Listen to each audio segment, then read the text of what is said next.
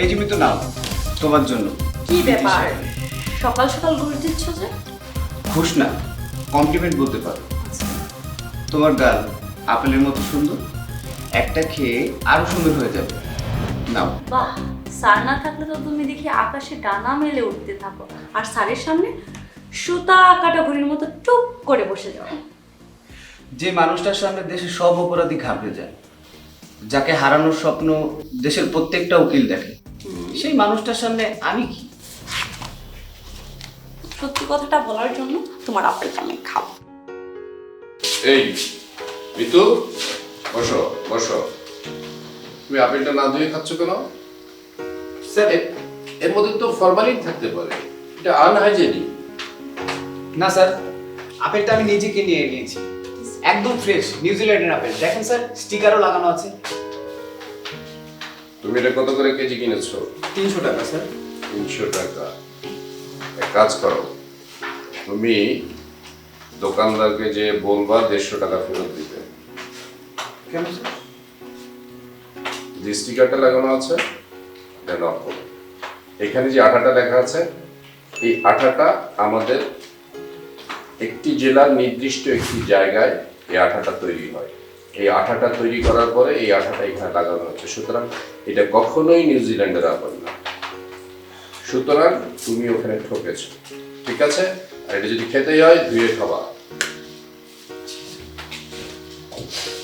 আমি এক্ষুনি আপেলগুলো ফেরত দিচ্ছি।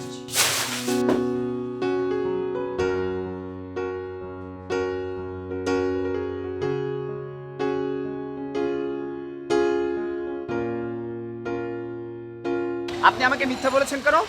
আপেলগুলো তো খুলনার। কি যে কোন মামা, এটা খুলনার হইব কে? আপনি আমাকে আপেল চিনান? আর এই যে আপেলের গায়ে যে স্টিকার, স্টিকারের যে আটা, আপনি জানেন এটা কোথা এসেছে? আমার বেস্ট ফ্রেন্ডের বাসা ওখানে। না আসলে হয়েছে কি মামা, আমাকে যে আপেলটা দেয়,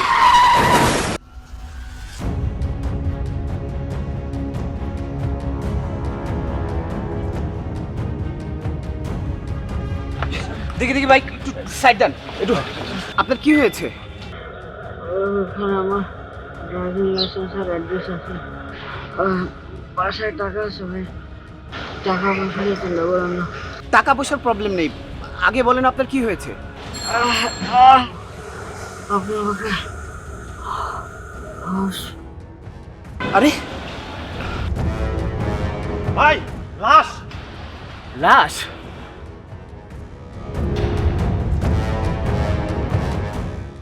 দেখি কেউ ছবেন না।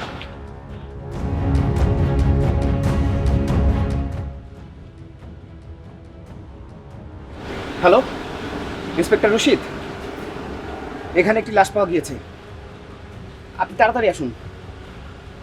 হ্যাঁ।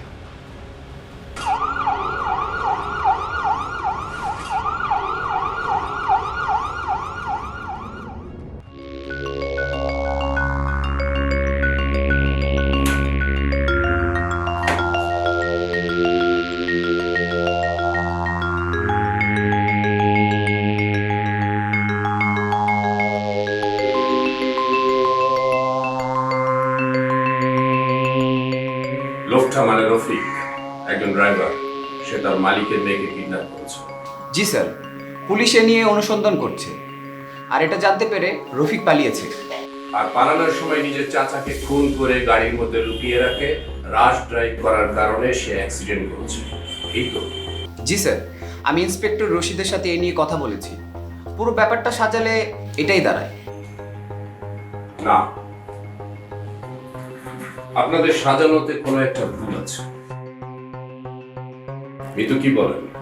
কি বলবো স্যার, আমি ঠিক বুঝতে পারছি না। ইভান, আপনি কি বুঝতে পেরেছেন?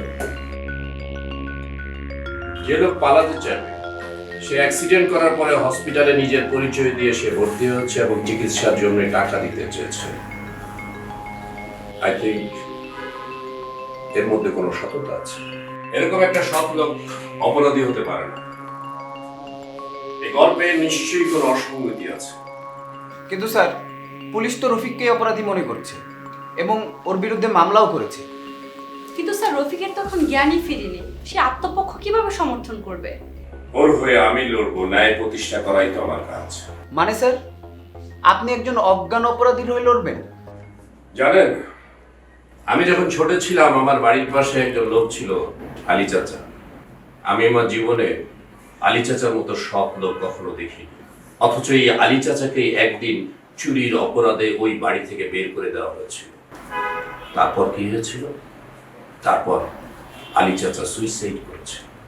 আমি সেই থেকেই বুঝেছি একজন সৎ মানুষ কখনোই অপরাধী হতে পারে না। We are with you sir. Thanks. তাহলে আমাদের কাজ এখনই শুরু করতে হবে। এর আগে আমার অনেক কিছু তথ্য চাই। যেহেতু আমার হাতে সময় কম, আমাকে দ্রুত কাজ করতে হবে। আপনারা দুজন আলাদা আলাদা যাবেন। মিতু যাবেন হসপিটালে, আর আপনি যাবেন ওই বাসায়।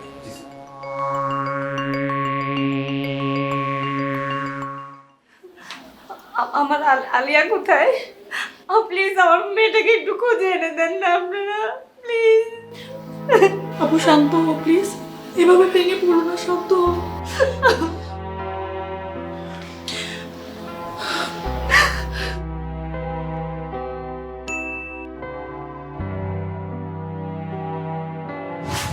অফিসার, আমি না ভাবতেও পারিনি রফিক এমন একটা কাজ করবে।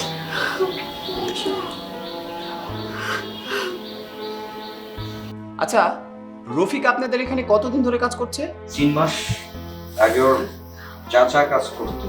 চাচা অসুস্থ হয়ে যাওয়ার পর রফিককে আমরা এখানে নিয়ে আসি। আপনাদের কেন ধারণা হলো যে রফিকই আপনাদের মেয়েকে কিডন্যাপ করেছে? এই বাসার আমার ওয়াইফ আমার এই বাসার একটা ডুপ্লিকেট চাবি করে আর রফিকের কাছে ছিল। আমি তো পেশায় একজন পেইন্টার, আর্টিস্ট। কাজের সময় ডিস্টার্ব একদমই আমি পছন্দ করি না। দ্যাটস ওয়াই আমার ওয়াইফ রফিককে চাবিটা দেয়, যাতে বাসার যে কোনো কাজে হেল্প করার জন্য। রফিক ছেড়ে বাসায় ঢোকার আর কোনো ওই না। চাবি ছাড়া কিভাবে কেমনে করে ঢুকবে? অস্ত বড় ভুল হয়েছে আমার, ওকে বিশ্বাস করে আমি অনেক বড় ভুল করেছি। Excuse me officer, if you don't mind, যদি আমার ওয়াইফকে কি এখানে থাকতেই হবে? মানে না থাকলে কি খুব বেশি অসুবিধা হয়ে যাবে? না না, ঠিক আছে, ওনাকে রেস্ট নিতে বলে। তোমার আপুকে নিয়ে যাও, শুয়ে দাও। চলো আপু, চলো, উঠো, পেয়ে যাবো, আমরা পেয়ে যাবো, চলো চলো।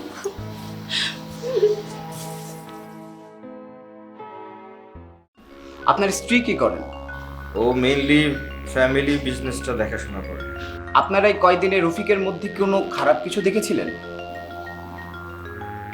না না, এমন কিচ্ছু দেখিনি যাতে সন্দেহ করা যায়। আপনারা এই একটা সন্দেহের উপরে ভিত্তি করে রফিককে অপরাধী বানিয়ে ফেললেন? না, এতদিন আমরা সন্দেহভাজন চোখে দেখেছি, বাট আজকে আমরা শিওর হয়ে গেলাম রফিকের পায়ের জুতার সাথে অপরাধীর প্রিন্ট মিলে গেছে। আর এই যে মার্কগুলো দেখছেন না, এই জায়গাটুকু যদি আমরা পরীক্ষা করি তাহলে হয়তো আমরা বেশ কিছু আলামত পেয়ে যাব। আপনি ঠিক বলেছেন।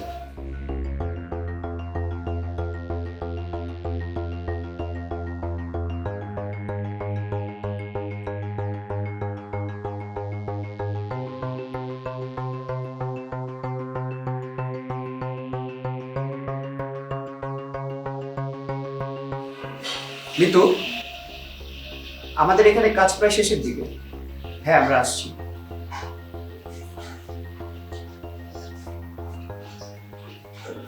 ঘুমোচ্ছে? আপনার পরিচয়টা তো জানা হলো না, কে আপনি? আমি আলিয়ার খালা, ওর কিডন্যাপের কথা শুনে এখানে আসা হয়েছে। ইমান, আমার মনে হচ্ছে এবার সমস্ত রেকর্ড ভেঙে যেতে পারে। রশিদ সাহেব, ইয়ানুর স্যার কোনো সাধারণ কেস হাতে নেন না, জানেন তো। আর স্যার চ্যালেঞ্জ পছন্দ করেন। সেই চ্যালেঞ্জ থেকে আপনার স্যার রফিকের হয়ে মামলা লড়বেন, তাই তো? হ্যাঁ, আমি স্যারের অ্যাসিস্ট্যান্ট। কেন, কোনো সমস্যা? না, কি সমস্যা থাকবে? বাচ্চা একটা মেয়ের সাথে ঘটে যাওয়া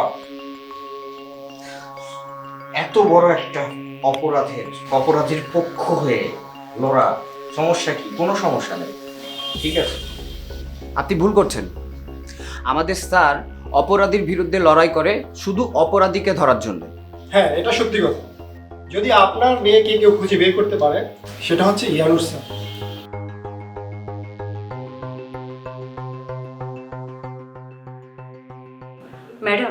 জ্ঞান আসার কি কোনো চান্স নেই? দেখুন, আমাদের নার্ভস খুব জটিল বস্তু, সে যে কখন কি রিয়েট দেয় তা বলা খুবই মুশকিল। তাছাড়া রফিক সাহেব সিএনএসে আঘাত পেয়েছে, এর মানে হলো সেন্ট্রাল নার্ভ সিস্টেম, যা রিকভারি করা খুবই কঠিন। তারপর আমরা চেষ্টা করব। কি হলো? রফিক সাহেব, রফিক সাহেব, ডক্টর প্লিজ কোমা, প্লিজ আপনি বাইরে যান। Sister, sister, sister.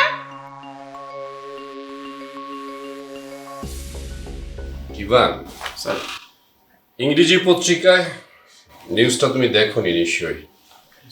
এই পত্রিকাটা পড়বা। এই নিউজটা হচ্ছে, এটা খুব ইম্পর্টেন্ট একটা নিউজ হচ্ছে আমাদের এই মামলার ব্যাপারে। আমরা এখান থেকে অনেক কিছু জানতেও পারবো। তুমি এটা মাথায় রাখবা আর এটা মিতুকেও দেখাবা, ঠিক আছে? জি স্যার। কি ব্যাপার মিতু, রশিদ সাহেবকে নিয়ে এসেছেন কেন? উনি তো ব্যস্ত মানুষ, বাচ্চাটাকে এখনো খুঁজে পাওয়া যায় নাই। কিন্তু বাচ্চাটাকে রিকভারি করতে হবে। স্যার, একটা দুঃসংবাদ আছে, আর এই জন্যই রশিদ সাহেব আমার সাথে এসেছেন। আবার কি হলো? স্যার, রফিক কোমাতে চলে গেছে। এই কেস জেতার আপনার আর কোনো চান্সই আমি দেখছি না। প্লিজ স্যার, আপনি এই কেসটা একদম ছেড়ে দিন। স্যার, আমরা আপনাকে হাঁটতে দেখতে পারবো না। জি স্যার। আচ্ছা মিতু, আপনাকে যে মেডিকেল রিপোর্টটা আনতে বলেছিলাম, এনেছেন? জি স্যার। বসেন বসেন বসেন।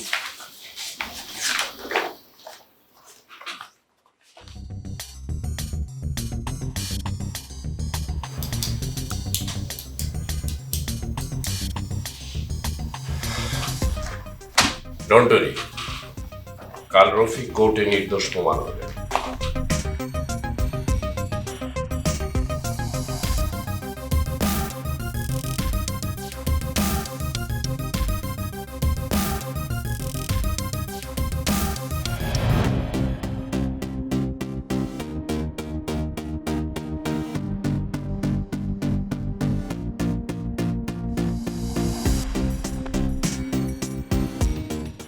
কি ব্যাপার, আপনি পুলিশের অনুমতি ছাড়া কিভাবে কেবিনে ঢুকলেন? আমার পেশেন্টের একটা জিনিস প্রয়োজন। আমি পুলিশের অনুমতি ছাড়া আপনাকে কিছুই দিতে পারবো না। তাছাড়া উনি একজন অপরাধী। কোনো প্রমাণ ছাড়া কাউকে অপরাধী বলাটা ঠিক নয়, আর এই কথাটা আমাকে আমার বস শিখিয়েছে। আপনার বসের নাম কি? ব্যারিস্টার ইয়ানুর, চেনেন তো? উনি কখনো ভুল কিছু সাপোর্ট করে না। বলুন আপনার কি দরকার? আমি মিস্টার রফিকের জুতোগুলো একবার দেখতে চাই। দিতে পারি, পরে আবার আমাকে ভুল প্রমাণিত করবেন না তো? আরে না, আপনি ভয় পাবেন না। তাহলে কি আমি মিস্টার রফিকের জুতোগুলো একটু দেখতে পারি? অবশ্যই, আসুন। চলুন।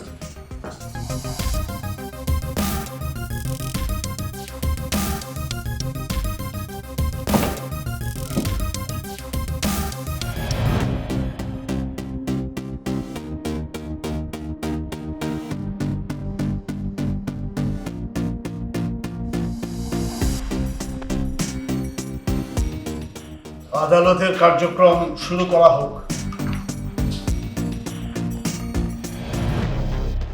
মাননীয় আদালত,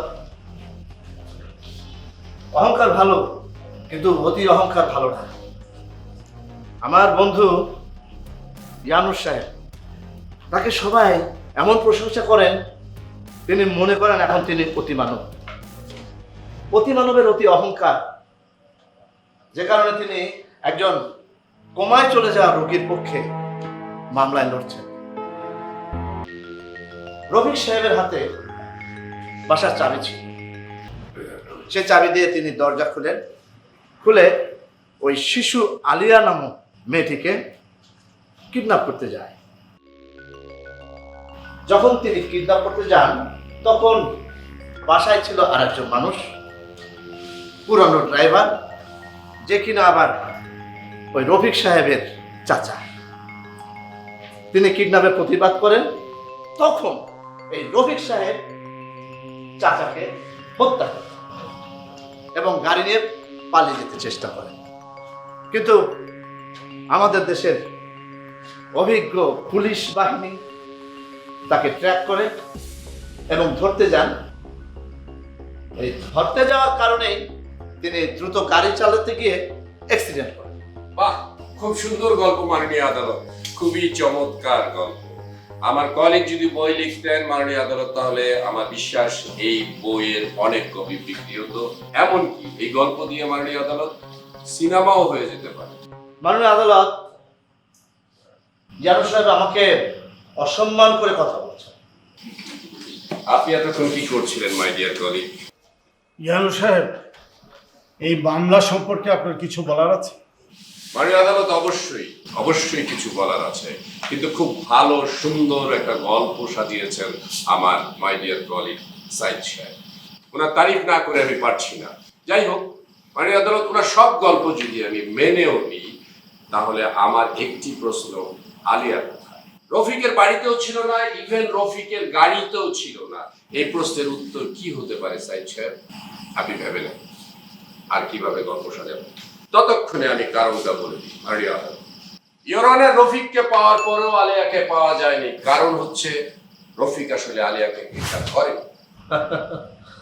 আমার বন্ধু এখন নতুন গল্প সাজানোর চেষ্টা করছে, কিন্তু সবকিছুর তো প্রমাণ দিতে হবে বিজ্ঞ আদালত। মাননীয় আদালত, এবার আসি প্রমাণের দিকে।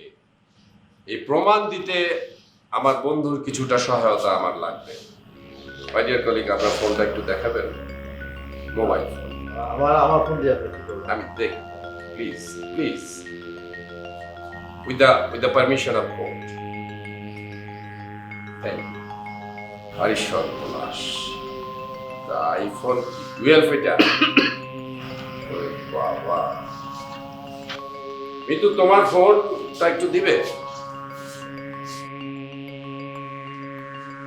আচ্ছা আমার বোন, ধরেন, বলেন তো কোন ফোনটা আপনার? এটা আপনার ফোন।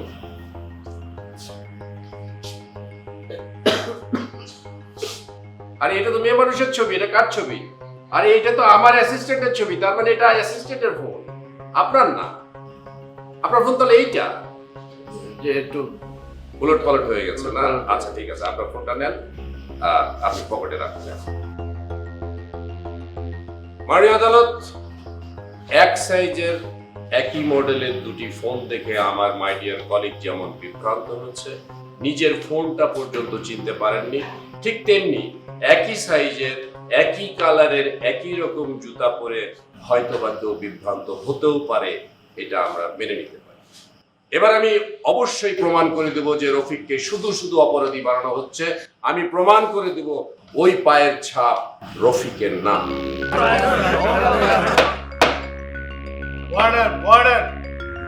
মাননীয় আদালত, এই যে জুতা, এই জুতাটা দেখা যাচ্ছে, এই জুতাটার ডান দিকের অংশটা পুরোপুরি ক্ষয় হয় নাই, বাম দিকের অংশটা ক্ষয়ে গেছে। কারণ হচ্ছে রফিক ডান পায়ে খুঁড়িয়ে খুঁড়িয়ে হাঁট। আর ঘটনাস্থলে মাননীয় আদালত, যে জুতার ফুটপ্রিন্ট পাওয়া গেছে, সেই জুতার ফুটপ্রিন্টটা হচ্ছে সমান, অর্থাৎ এই জুতার ফুটপ্রিন্ট আর সেই জুতার ফুটপ্রিন্টের সাথে কোনো মিল নেই। তার মানে হচ্ছে মাননীয় আদালত, আমার ক্লায়েন্ট রফিককে কেউ না কেউ উদ্দেশ্য প্রণোদিতভাবে ফাঁসাচ্ছে।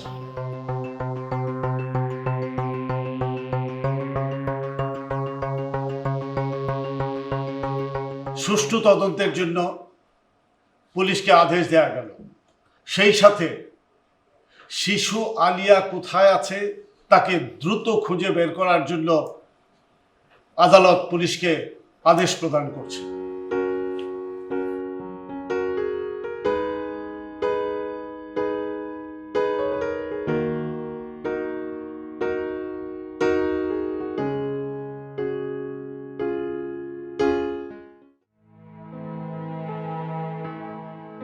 আপা, আপা এভাবে কেঁদো না প্লিজ। দেখো, আমরা আলিয়াকে ঠিক পেয়ে যাব। কিভাবে পাবো? কিভাবে আমাকে বলতে, কিভাবে আমি আলিয়াকে পাবো? ওকে যে লোকটা কিডন্যাপ করেছে, সে লোকটা অলরেডি কোমায়। আলিয়ার কিচ্ছু হবে না। আমার বাচ্চাটা কি অবস্থায় আছে, কি যে আমার বুকটা ফেটে যাচ্ছে আমার বাচ্চার জন্য। আপা আলিয়ার কিচ্ছু হবে না। আল্লাহ কিন্তু তুই তুমি যদি- আমার মেয়েটাকে সেভ করো আল্লাহ, আল্লাহ। শোন, আলিয়ার কিচ্ছু হবে না, কিন্তু তুই যদি এভাবে কান্নাকাটি করিস, খাওয়া দাওয়া যদি বন্ধ করে দিস, তাহলে কি চলবে বল? তুই অসুস্থ হয়ে পড়বি না? আর দুলাভাইও তো তোকে নিয়ে অনেক দুশ্চিন্তার মধ্যে আছে। এভাবে কান্না করে না, প্লিজ কান্না করিস না। আমার আলিয়া না আসা পর্যন্ত আমি কিচ্ছু মুখে দিব না। বাচ্চাটা খেয়ে আছে না না খেয়ে আছে তাও জানি না। দুলাভাই খেয়ে নাও আলিয়ার মা। কিচ্ছু খাবে না। না খেলে হবে বলো? আলিয়াকে আবার নতুন করে খোঁজা হবে, কারণ আজকে আদালতে প্রমাণ হয়ে গেছে যে রফিক নির্দোষ। মানে এতদিন পর্যন্ত যা তদন্ত চলছে সফল? হ্যাঁ, তাহলে কিসের তদন্ত করে ওরা? সবাই তো চেষ্টা করছে, সবাই চেষ্টা করছে না, একটু ধৈর্য তো রাখতে হবে। দেখো, আমাদের আলিয়া ঠিক আমাদের মাঝে ফিরে আসবে। ওই যে রফিক কোমায় চলে গেছে, ওকে তো নির্দোষ প্রমাণ করেছে, তাহলে তো আমার আলিয়াকেও আমার কাছে এনে দিতে পারবে উনি। প্লিজ তুমি এই উপকারটা করো আমার। এমন ভাব করছো মনে হচ্ছে উনি একজন গোয়েন্দা শার্লক হোমস। উনি একজন উকিল তো, অনলি লয়ার। খেয়ে নাও তো, আর ভালো লাগছে না, খেয়ে নাও। তোমরা কেউ চাও না আমার আলিয়া আমার কাছে আসুক, ওকে নিয়ে কেউ ভাবো না। শোনো, দেখতো যাতো কোথায় গেল, দেখতো। যাও না। দুলাভাই আপনিও কিছু একটা করেন। আরে যাও না তুমি, দেখো না কোথায় গেল, রাস্তায় গেল।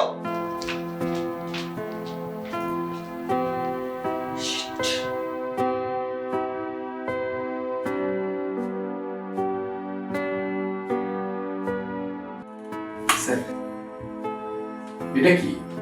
স্যার, আপনি একজন অজ্ঞান মানুষকে নির্দোষ প্রমাণ করেছেন, এজন্য আমরা একটু সেলিব্রেট করছি। সত্যি সত্যি আমি অজ্ঞান মানুষকে নির্দোষ প্রমাণ করেছি, এটা ঠিক। সেলিব্রেট করার মতো কিছু নেই, কারণ হচ্ছে একটি বাচ্চা মেয়ে কিডন্যাপ হয়েছে, কি অবস্থায় আছে, তার পরিবারের কি অবস্থা, এটা যখন চিন্তা করি তখন আর মনে হয় না যে সেলিব্রেট করি। এনিওয়ে, আচ্ছা সেলিব্রেট করেই ফেলি। নাও, সাথে সাথে তুমি আমাকে এই ছবিটা দেখাও তো। তুমি ফুটপ্রিন্টের একটা ছবি উঠায় নিয়ে এসেছিলে, ওটা দেখাও। দাও আমার কাছে দাও।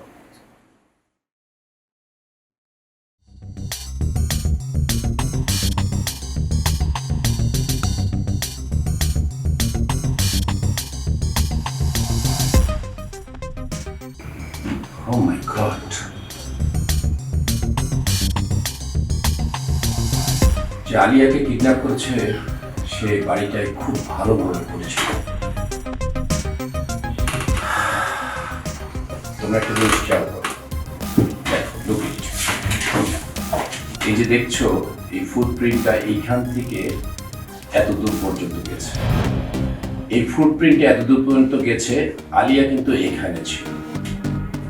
যদি কিডন্যাপার আলিয়াকে কিডন্যাপ করতে চায় তাহলে এখান থেকে এসে এখান থেকে নিয়ে চলে যাওয়ার কথা, তাই না? এইটা ক্রস করে এখানে গেছে, তার মানে কি জানো? তার মানে এই জায়গাটায় এমন কোনো জিনিস ছিল যে জিনিসটা আলিয়ার খুব কাছের এবং আলিয়া এটাকে খুব বেশি পছন্দ করে। যেহেতু আলিয়া একটা বাচ্চা মেয়ে, কান্নাকাটি করতে পারে, বিভিন্ন রকম চিৎকার করতে পারে, সমস্যা সৃষ্টি করতে পারে। এই মেয়েটা খুব কাছের একটা জিনিস, খেলনা টাইপের অথবা অন্য কোনো জিনিস, এই জিনিসটা যদি তাকে দেওয়া থাকে সে হয়তো চুপ থাকবে, যার জন্য কিডন্যাপার একে ক্রস করে এত দূর পর্যন্ত গেছে। ভালো করে খেয়াল করবা, মার্কিং এ যে ছবিগুলি তুমি উঠিয়েছো, সিসি ক্যামেরা ফুটেজ দুইটা বিশ্লেষণ করে এইটাই সিদ্ধান্ত আসতে পারি আমি। দেখো 1 2 3 4 5 এই জায়গাটায় আলিয়া ছিল, তাই না? এখান থেকে সে কিডন্যাপ করছে, অথচ কিডন্যাপার কিন্তু আলিয়াকে ক্রস করে এত দূর গেছে। তার মানে কি এই জায়গায় কিডন্যাপারের কোনো না কোনো জিনিস প্রয়োজন ছিল, যার জন্য সে এখান পর্যন্ত গিয়েছে। তোমাদের খুঁজে বের করতে হবে এখান থেকে কোনো জিনিস মিসিং হয়েছে, এমন কোনো জিনিস যে জিনিসটা আলিয়ার কাছে থাকলে অথবা আলিয়াকে দিলে আলিয়া চুপ থাকবে, কান্নাকাটি করবে না, চিৎকার করবে।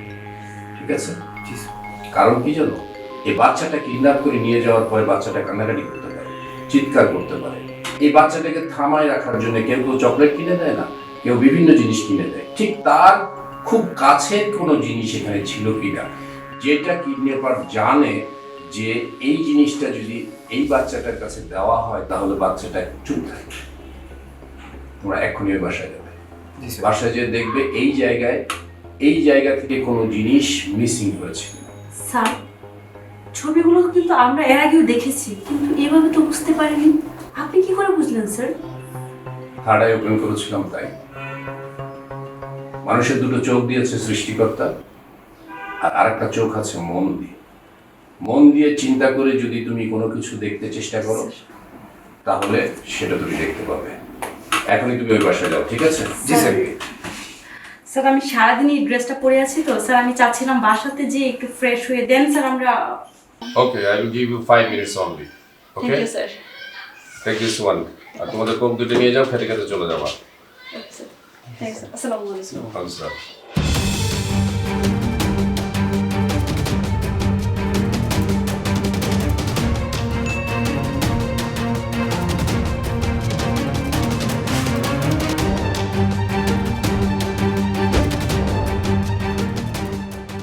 আপনাদের অনেক ধন্যবাদ। জানেন, আমি আল্লাহর কাছে দোয়া চাচ্ছিলাম যাতে ইয়ানুর সাহেব আমার মেয়েকে আমার কাছে এনে দেয়। আমি জানি একমাত্র উনিই পারবে আমার আলিয়াকে আমার কাছে ফেরত নিয়ে আসতে। আপনাদের যদি কিছু প্রয়োজন হয় আমাকে বলবেন। আপাতত কিছু লাগবে না, ভাবতে হবে। আচ্ছা, একটু ভেবে বলুন তো, আলেয়া কিডন্যাপ হওয়ার পর আপনাদের বাসায় কি এমন কিছু ছিল যেটা আপনারা খুঁজে পাচ্ছেন না? কোনো খেলনা বা কিছু? বা যেটা হচ্ছে আলেয়ার খুব বেশি পছন্দের ছিল? না তো, সেরকম তো কিছু মনে হচ্ছে না। তাই না গো, সব কিছু তো ঠিকঠাকই আছে। খেলনা না, কোনো খেলনা তো মিসিং হয়নি। বা আর অন্য কিছু? Teddy bear.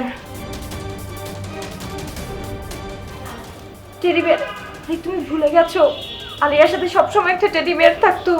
আলিয়া চলে যাওয়ার পর থেকে তো ওটাও নেই। আমার মেয়ে ওটা নিয়ে সারাদিন খেলতো।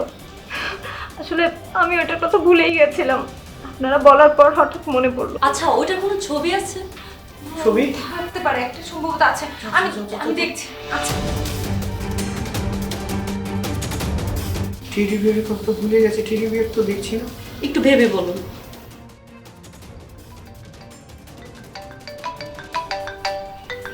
এ কি? এটা কি নাম্বার? একটা অদ্ভুত নাম্বার। দেখুন তো, এটা কি নাম্বার? এটা তো ইন্টারনেট থেকে কল করা হয়েছে, আমরা যাতে ট্রেস না করতে পারি। এটা কি কিডন্যাপারের নাম্বার হতে পারে? হতে পারে। আপনি ফোনটা ধরুন। লাউড স্পিকার দিচ্ছি। স্পিকার। হ্যালো, আমি রফিকের সঙ্গী। রফিকের সাথে আপনারা মেলা অন্যায় করছেন। এখন যদি আপনাদের মায়াকে আপনারা ফেরত পাইতে চান তাহলে দুইটা শর্ত পূরণ করতে হবে। কি শর্ত বলুন বলুন। কইতাছি, প্রথমত 50 লাখ টাকা দিতে হইব, দ্বিতীয়ত রফিক সুস্থ হইলে তারে নিরাপদে ছাইরা দিতে হইব, তাইলেই মায়ার ফেরত দেবে। আর একটা কথা, টাকা কালকেই দিতে হইব। একটা ব্যাগ অলরেডি আপনাদের বাসার নিচে রাইখা দেওয়া আছে, ওই ব্যাগ কইরা কালই টাকা রাইখা আসবেন। কই রাইখা আসবেন সময় মতো জানাই দেন। আর হ্যাঁ, পুলিশে যেন কোনো কিছু জানাইতে যাইয়েন না, তাইলে কিন্তু বিপদ আরো বাড়বে। আমি রাজি, যে কোনো শর্তে রাজি, কিন্তু আমার মেয়েটার যেন কোনো ক্ষতি না হয়। আলিয়া, আমার মেয়ে। আলিয়া, ওর কাছে আলিয়া।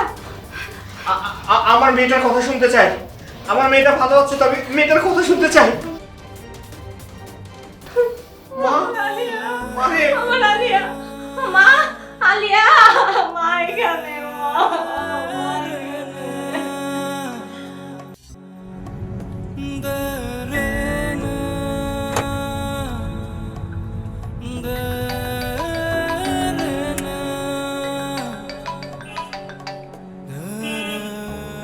হ্যাঁ, মিতু বলেন।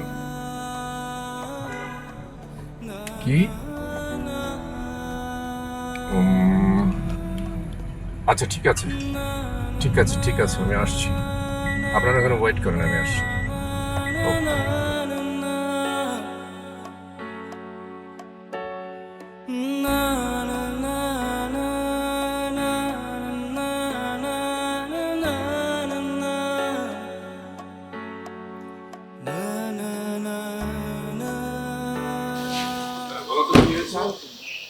স্যার, কিডন্যাপাররাই ব্যাগটা দিয়ে গিয়েছে আর বলেছে এই ব্যাগে টাকা ভরে রাখতে।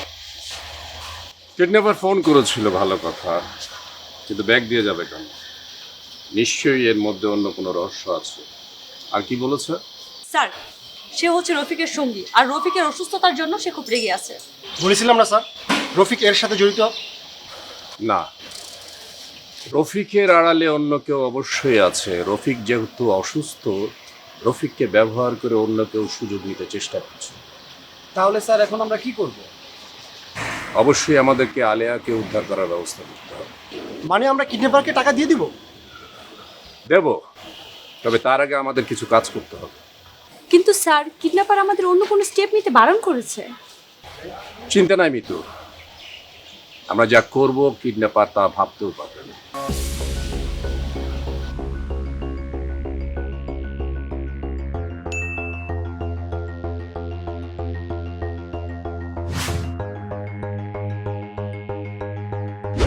মিস্টার রশিদ, আপনি নিশ্চয়ই বুঝতে পেরেছেন যে আপনাকে কি করতে হবে। জি স্যার। ঠিক আছে? জি স্যার। আর ইভার মিতু, আপনাদেরকে অন্য একটি জায়গায় যেতে হবে। কোথায় স্যার? আবার কি কোনো সমস্যা হয়েছে? না, হবে। রফিকের জন্য জেগে ওঠাটা খুব বেশি প্রয়োজন, না হলে কি হতে যাচ্ছে আমি নিজেও বুঝতে পারছি না। ঠিক আছে স্যার, আমরা এখনই গিয়ে ডাক্তারের সাথে কথা বলছি। গুড, যেভাবে বুঝিয়ে দিয়েছি ঠিক সেভাবে করবেন। জি sir. Thank you very much. Sir,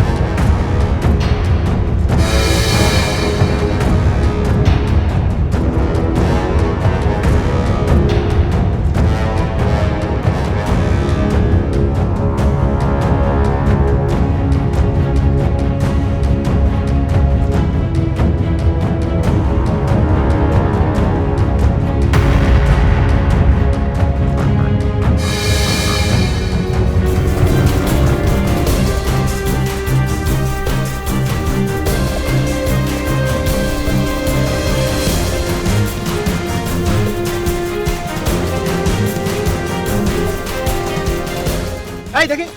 আরে ভাই কি হয়েছে? আমার ব্যাগ ধরতেছেন কেন? আমি পুলিশ, আর সমস্যা? আরে ভাই কি? এই তুমি ব্যাগ কোথায় পেয়েছো? আরে আমার সেলসম্যান করে কোম্পানি এই ব্যাগগুলো গিফট করছে। আপনার ব্যাগ লাগবে? না, আমার লাগবে না, যান আপনি যান।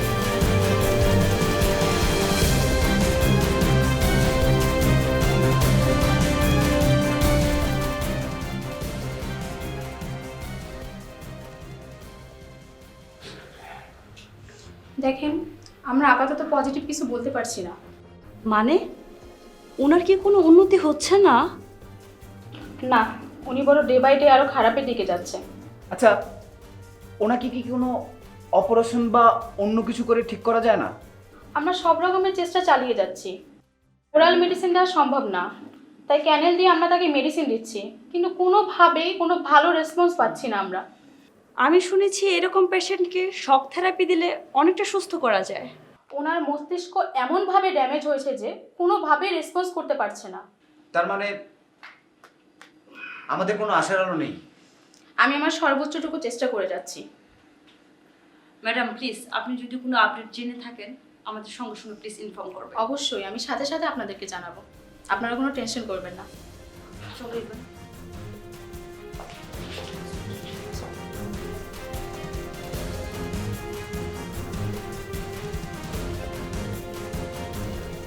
চমৎকার ইয়ানুর সাহেব, চমৎকার। আপনি না বলেছিলেন যে আপনার মক্কেল নির্দোষ? এখন তো আদালতে প্রমাণিত হলো যে সে নির্দোষ না, সে দোষী। রফিক সাহেব এবং তার পার্টনার মিলে কাজটি করেছেন। মাননীয় আদালত, আমি সবিনয় বলতে চাই, আমার বিজ্ঞ বন্ধু প্রথম যে কাজটি করেছেন সেটি হচ্ছে সে একজন দোষী লোককে নির্দোষ প্রমাণের চেষ্টা করছে। দ্বিতীয়ত, তার কারণে পুলিশ রফিক সাহেবের পার্টনারকে ধরতে ব্যর্থ হয়েছে। মাননীয় আদালত, রফিক সাহেব এখন পর্যন্ত অসুস্থ। রফিক সাহেব সুস্থ না হওয়া পর্যন্ত আমরা কোনোভাবেই বুঝতে পারছি না যে তার কোনো পার্টনার ছিল কিনা, নাকি তাকে অন্য কোনোভাবে কেউ ফাঁসাচ্ছে। ইয়ানু সাহেব, আপনি কি আপনার মক্কেলকে এখনো নির্দোষ প্রমাণের চেষ্টা করছেন? চেষ্টা করছি না মাই ডিয়ার কলিগ, তাকে নির্দোষী বলছি। মাননীয় আদালত, কিডন্যাপারকে দেওয়া সমস্ত টাকার মধ্যে আমরা সিগনেচার করে রেখেছি। এই টাকা যেখানে যেভাবেই খরচ করুক না কেন, কিডন্যাপার খুব সহজেই ধরা পড়ে যাবে বলে আশা করি। কিন্তু এটা তো আপনার রিপোর্টে আমি দেখিনি। মাই ডিয়ার কলিগ, দেখার বাইরেও অনেক কিছু থাকে যেটা দেখা যায় না, হলে সহজেই সবকিছু বিশ্বাস করে মানুষ কিন্তু ভুল সিদ্ধান্ত পৌঁছায়। এই যে দেখেন না, আপনি এতক্ষণ আমাকে গাধা ভাবছেন, উল্টো কি প্রমাণ?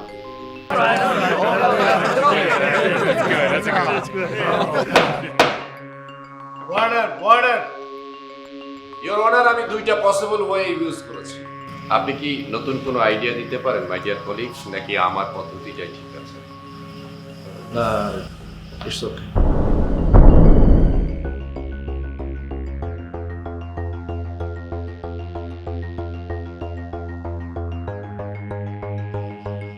ইওর অনার, একটা দুঃসংবাদ আছে।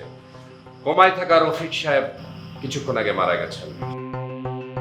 অতএব তার কাছ থেকে কোনো রকম তথ্য পাওয়ার কোনো আশা নেই মাননীয় আদালত।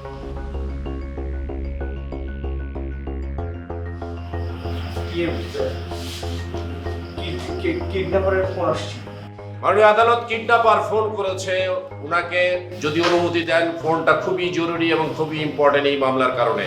আমি অনুমতি প্রার্থনা করছি। অনুমতি দেওয়া গেল। আসুন আসুন আসুন আসুন। আপনারা কি ভাবছেন আমার সাথে চালাকি করবেন? মানা করবার পরে পুলিশ আমার পেছনে লাগছিল, নোটগুলো তো মার্ক কইরা রাখছে। আর সবচেয়ে বড় কথা, আমার পার্টনার রফিকরে আপনারা মাইরা ফেলাইছেন। এখন যদি সত্যি আপনারা আলিয়ারে ফেরত পাইতে চান, তাহলে আমারে 1 কোটি টাকা দিতে হইবে।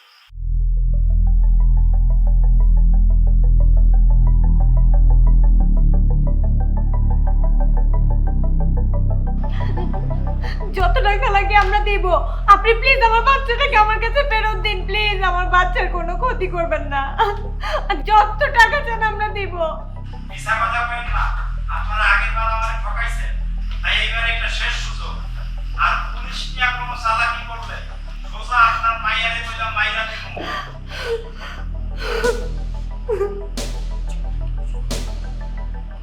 আমি আমি আমি আমি ব্যারিস্টার ইয়ানুর বলছি।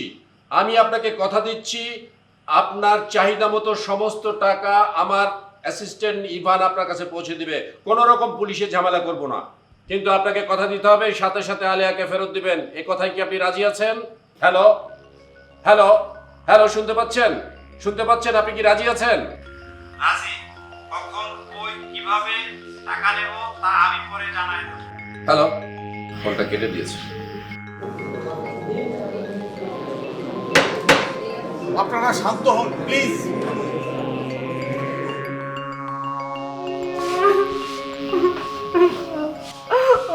আলিয়াকে কি করবে প্লিজ, তুমি টাকাগুলো পাঠিয়ে দাও, দিয়ে দাও সব টাকা।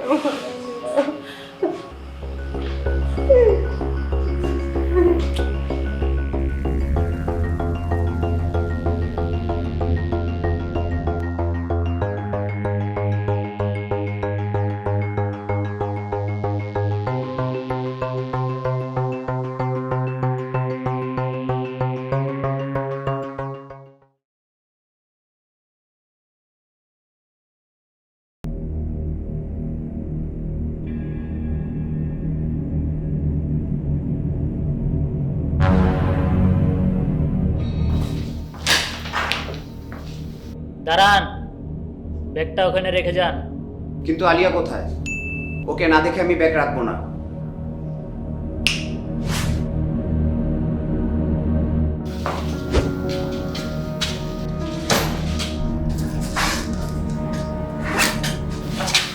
মামুনি, তুমি কোনো চিন্তা করো না, তোমার আব্বু আমাকে পাঠিয়েছে। চলো। বাচ্চাটা কোথায় আছে? প্লিজ আমার মেয়েটাকে এনে দাও না আমার কাছে, প্লিজ। ওকে ছাড়া আমি বাঁচবো না, তুমি দেখছো না আমি ওকে ছাড়া থাকতে পারি না।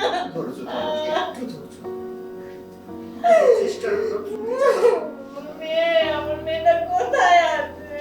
কোথায় আমার বাচ্চাটা?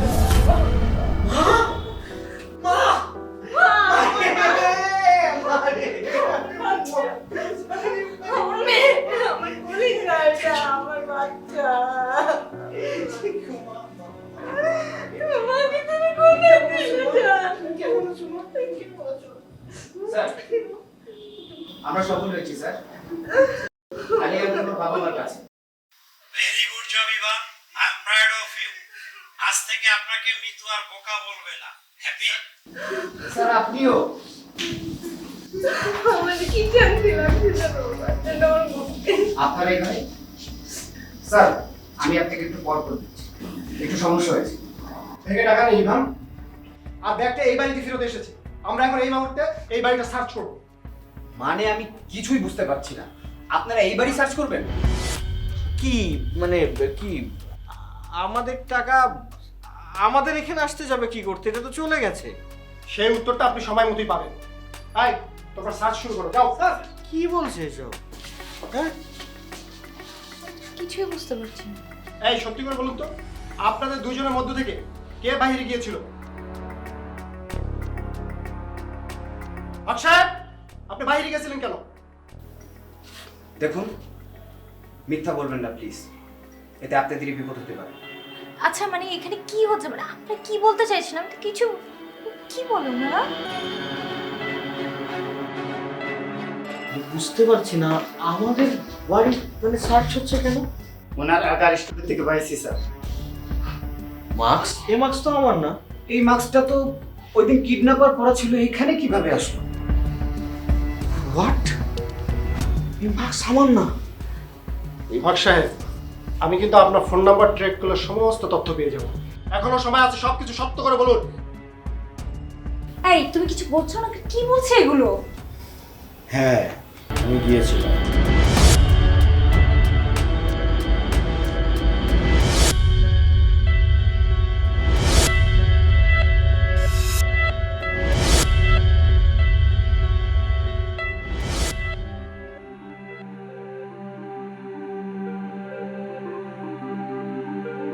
আমার বাচ্চার যাতে ক্ষতি না হয় সেই জন্য গিয়েছিলাম। কিন্তু কিন্তু তাই বলে তো আমি কিডন্যাপার না। No, never.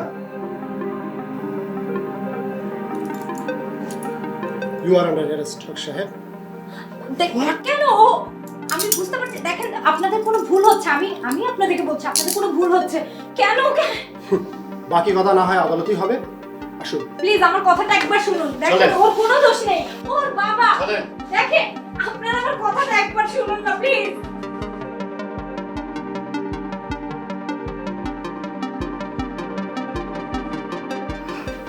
কি হচ্ছে এটা?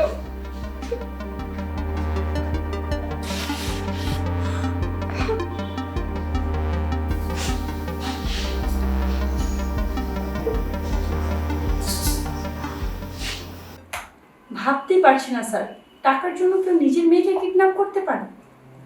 আমি সব খবর নিয়েছি। হক সাহেব মানে আলিয়ার বাবা, ওনার ছবি কেউ কিনছিল না, এর জন্য উনি টাকা পয়সার অনেক সমস্যায় ভুগছিল। আর উনি পুরোপুরি ওনার স্ত্রীর উপর নির্ভর ছিল স্যার। উনি একজন আদর্শ বিজনেস উমেন। স্যার এই জন্যই হচ্ছে হক সাহেবের স্ত্রীকে তার বাবা সমস্ত ক্ষমতা দিয়েছে আমার মনে হয়। টাকার অভাবে মানুষ করতেই পারে, এই জন্য কি নিজের মেয়েকে কেউ কিডন্যাপ করাবে স্যার? ইভান, সবসময় যুক্তি দিয়ে সবকিছু দেখা যায় না, অনেক সময় আবেগ দিয়ে দেখতে হয়। আজ আমি হক সাহেবের স্টুডিওতে গিয়েছিলাম। স্টুডিওতে দেখলাম ওনার কিডন্যাপ হওয়ার মেয়ের ছবিটা উনি অর্ধেক এঁকে রেখেছে। একটা বাবা তার মেয়ের ছবি অর্ধেক এঁকে রেখেছে, রেখে কান্না কান্না অবস্থায় রেখেছে। সেই বাবাকে কিডন্যাপ করতে পারে? সে তো বাবা। কিডন্যাপ হওয়ার পরে মেয়ের পোর্ট্রেট আঁকে, তার চোখে পানি দেখায়। এই লোকটা কি কিডন্যাপার হতে পারে? সমস্ত যুক্তি প্রমাণ হয়তো বা তার বিরুদ্ধে যাচ্ছে, এরপরেও আমার কাছে মনে হয় ও তো বাবা। ঠিক আছে, তার মানে স্যার আপনি বলতে চাচ্ছেন আলিয়ার বাবা অপরাধী না? ইয়েস, আমি বলতে চাচ্ছি না, আমি মিন করছি। তার আগে তোমাদেরকে একটা কাজ করতে হবে। ইভান, তুমি একজনকে ফলো করবে। জি স্যার। মিতু, তুমি কয়েকটা জায়গায় যাবে। কোথায় যাবে আমি টেস্ট করব। আমরা রেডি স্যার। তুমি যাবে, মনে রাখবে আমার হাতে একদিন মাত্র সময়। এই একদিনের মধ্যে যদি আমি পুরো কাজটা গুছাতে না পারি তাহলে কিন্তু আমি এই মামলায় হেরে যাব। Mind it. জি স্যার। রেডি? জি স্যার। গো।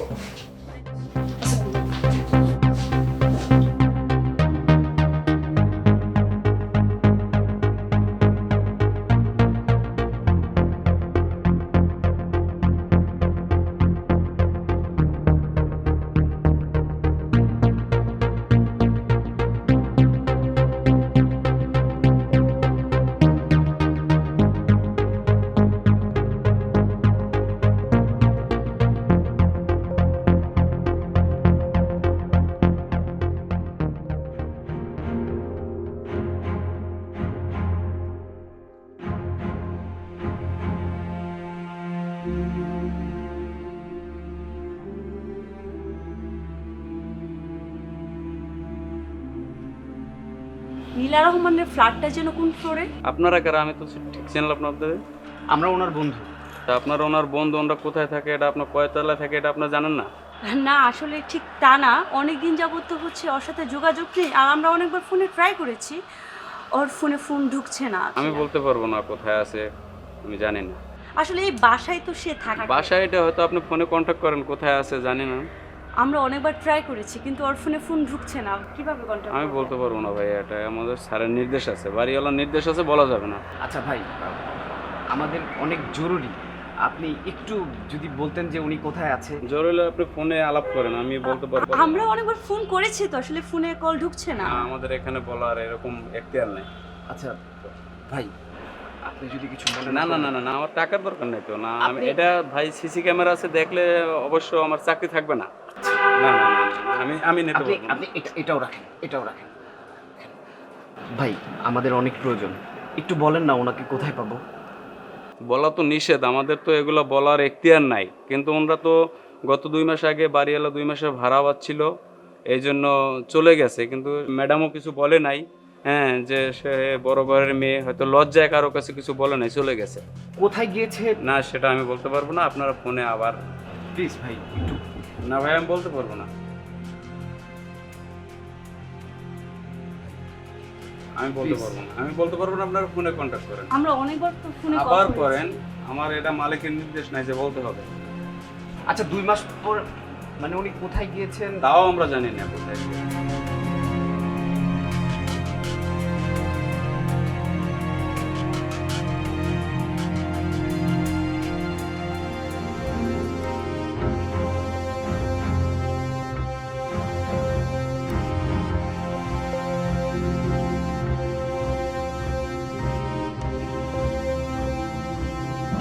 আদালতের কার্যক্রম শুরু করা হোক।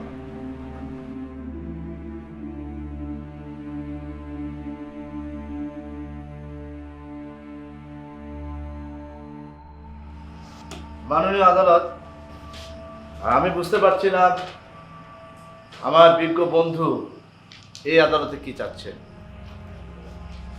তিনি একই সাথে একটি কেসে দুইজন মক্কেলকে নিয়ে লড়ছেন। এই ঘটনা আদালতে সাধারণত দেখা যায় না। যা ঘটনা তাই তো আমি ঘটাই মাননীয় আদালত। আমাকে নিয়ে অত বেশি না ভাবাটাই ভালো। মাননীয় আদালত, প্রথমজন নির্দোষ প্রমাণিত হওয়ার পর দ্বিতীয় এক অপরাধীকে আনা হয়, তাকেও আমাদের বিজ্ঞ বন্ধু নির্দোষ প্রমাণের চেষ্টা করছে। আমার তো মনে হয় কোনো অপরাধীকে আদালতে আনার প্রয়োজন নেই। আমার বিজ্ঞ বন্ধুর কাছে নিয়ে গেলেই তিনি বলে দিবেন কে অপরাধী। তিনি যদি নাও জানেন, একজনকে বলে দেবেন যে উনি অপরাধী। আমার বিজ্ঞ বন্ধু হয়তোবা ভুলে গেছেন মাননীয় আদালত যে আমাদের দেশের আইনি ব্যবস্থায় বানিয়ে বানিয়ে কাউকে অপরাধী করা যায়। আর যায় না বলেই আমি আজকে প্রমাণ করে দেব আমরা কিছু না বানালেও অপরাধীরা আমাদেরকে বোকা বানাতে চেষ্টা করে। কেউ কেউ তাতে অবশ্য বোকা হয়েও যায়। ইওর অনার, কিন্তু অপরাধীরা ভুলে যায় আইন একটি সুতার সাহায্য হলো প্রকৃত অপরাধীকে সেই সুতার সাহায্যে খুঁজে বের করে। মাননীয় আদালত, আমরা কি এখন এখানে দাঁড়িয়ে প্রফেসর ইয়ানুর সাহেবের লেকচার শুনবো, নাকি তিনি তার মক্কেলকে নির্দোষ প্রমাণের চেষ্টা করবেন? আর যদি তা না করেন, তাহলে আমাদের এইসব আজে বাজে গল্প শোনার সময় নেই। এই সুই সুতোর গল্প আমরা এখন শুনতে চাই না। অনেক শুনেছি, অনেক হয়েছে, আরও অনেক দিন যাবৎ এই মামলা চলছে। দুঃখিত মাই ডিয়ার কলিগ আপনাকে এত পরিশ্রম করানোর জন্য। আসলে সত্যি কথা বলতে কি বন্ধু, এই পেশাটা এমন, একটু পরিশ্রম যদি না করি তাহলে কখনো কখনো ঠিকটা ভুল হয়ে যায়, আবার ভুলটা ঠিক হয়ে যায়। আজ আপনার সমস্ত পরিশ্রম শেষ হবে ইনশাআল্লাহ। এবার মাই ডিয়ার কলিগ, আমি কখনোই গল্প বলি না। এই সেই সুতা, যে সুতা আমার এই মামলার সমস্ত রহস্যের জন্ম। এটা হচ্ছে আমাদের ছোট্ট আলিয়ার টেডি বিয়ারের গায়ের সুতা।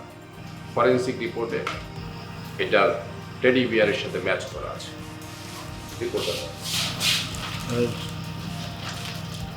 কে বললো? এটা এমন একজনের ফ্ল্যাটে পাওয়া গেছে যার ঠিক আমার মক্কেলের মতোই টাকার প্রয়োজন ছিল, কিন্তু সে পাচ্ছিল না। কারণ হক সাহেবের মতো তাকেও টাকা চেয়ে চিনতে নিতে হতো আলিয়ার মা অর্থাৎ মিসেস হক সাহেবের কাছে। তার প্ল্যানিংটা অবশ্য ভালো ছিল, তবে এই সুতাটাই প্রমাণ করে দিয়েছে যে তার বাসার মধ্যে আলিয়া বন্দী ছিল। মানে কে? কার কথা বলছে? কে? ইওর অনার, আমি আলিয়ার খালা নীলা রহমানকে কাঠগড়ায় জিজ্ঞাসাবাদ করার অনুমতি প্রার্থনা করছি। অনুমতি দেয়া গেল। নীলা রহমান, প্লিজ কাঠগড়ায় আসবেন।